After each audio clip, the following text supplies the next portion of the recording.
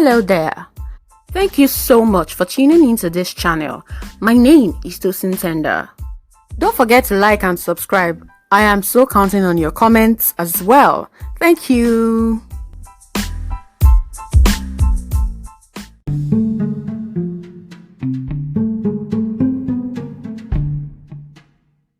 Tim's first rule of dating was never let your heart be broken, but as it appeared, he has fallen short of this rule in so many ways a couple of times. At this moment, he has ruled out any possibility of even going into a relationship, let alone be as close to trusting any lady. They are all a waste of time, he would say. He had dated 5 girls already and now he is done. He started to think back and all he could feel was irritation and anger. He blamed himself for allowing himself think that any woman was worth any trouble. The first one, Sandra, just woke up one morning and said she wasn't interested in their relationship and that she wanted out via text message.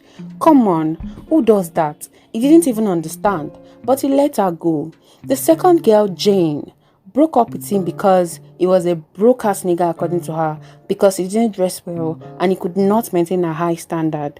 They were both undergraduates at the time. He found out much later that she was oftentimes picked up and dropped off in exotic cars now and then at her hostel.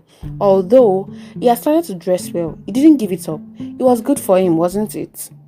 Cynthia, the one with whom his heart would be better, had been the start of a very bad influence on him. He was in his finals and she was in year 3 when he heard rumors about her going around big guys on campus and he confronted her. She accused him of being the reason because he wouldn't satisfy her needs. He didn't want to lose her like a lost gem, so he gave in and broke his vow of not having sex before marriage. She was his first body count. One day, they had an argument about her consistent frolicking around guys modeling for an agency she was doing a part-time job with. That was when she dropped the bombshell that they satisfied her more than he ever did and that he was not manly enough on bed. She tried to take the words back, but like vomit that goes down, it was too late. The damage had already been done. They went their separate ways afterwards. It was a bad experience he never ever wanted to remember in his entire life. To prove a point, he started to sleep around with ladies, only those who gave him the chance though. That was how we met Sade. Sade taught him practically everything he knew about sex. That was during his NYSC year in Obubra, Cross River State. He told her his story and she was willing to help him out. Apparently, her boyfriend got tired of her constant request for sex and he broke up with her. It felt like a blessing in disguise. At first, they were each other's answered prayers, but afterwards, the story changed. They were deployed to the same local government, and she made sure they rented apartments in the same compound. Sade seemed to be wilder than anything he could imagine, and he couldn't cope anymore. They usually went about 5 rounds every day, different positions. She always asked for more. Oliver Twist.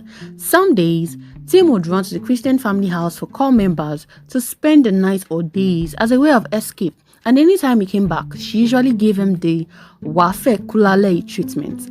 Finally, the end of NYSC came and had Tim sign for relief. Sade moved back to Abuja, where her parents lived, and he moved back to Ibadan with his own family. He was done with sex. He had had enough to last him a lifetime. 5 years later, he met someone else and this time it felt really different.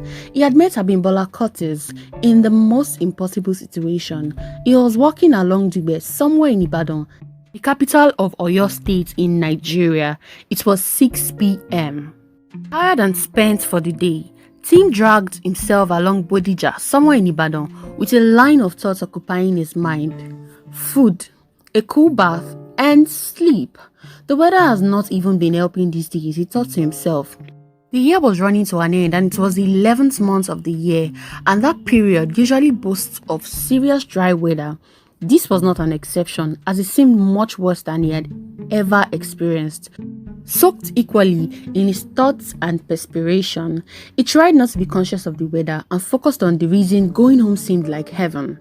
Just when he was nearing the bend that linked the street to his house, he bumped into something and realized it was someone.